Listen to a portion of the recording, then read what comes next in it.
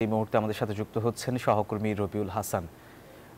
রবিউল, আপনি ঠিক এই মুহূর্তে কোথায় আছেন এবং তিস্তার পানি বৃদ্ধির ফলে কোন কোন এলাকা প্লাবিত হয়েছে বলে জানতে পেরেছেন?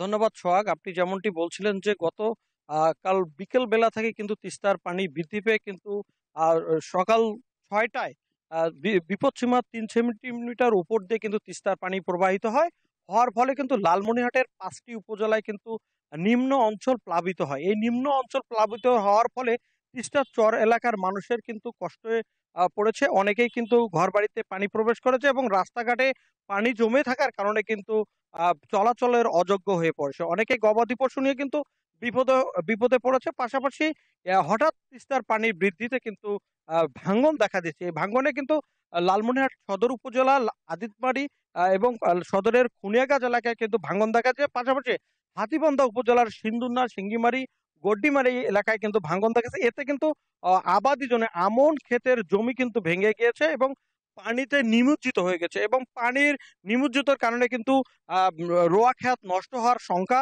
করছে কৃষকরা। এবং পাশাপাশি আপনি জানেন আমি এখন রয়েছি তিস্তা ব্যারাজ এলাকায়।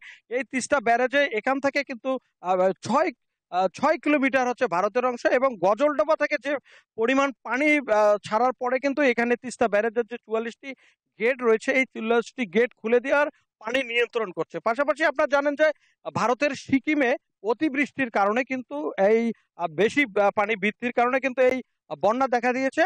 এই বন্যায় কিন্তু লালমনিরহাটের ৫টি উপজেলায় অনেক মানুষ কিন্তু আশঙ্কায় রয়েছে এবং আপনি জানেন যে আজ বিকেল ৩টা থেকে কিন্তু তিস্তার পানি কিন্তু বিপদসীমার ৯ সেন্টিমিটার নিচ দিয়ে পানি প্রবাহিত হচ্ছে এবং আগামীতে কি ধরনের পানি আসবে তা কিন্তু আমাদের পানি উন্নয়ন বোর্ড জানায়নি। এদিকে আমরা কথা বলছিলাম পানি উন্নয়ন বোর্ডের নির্বাহী প্রকৌশলী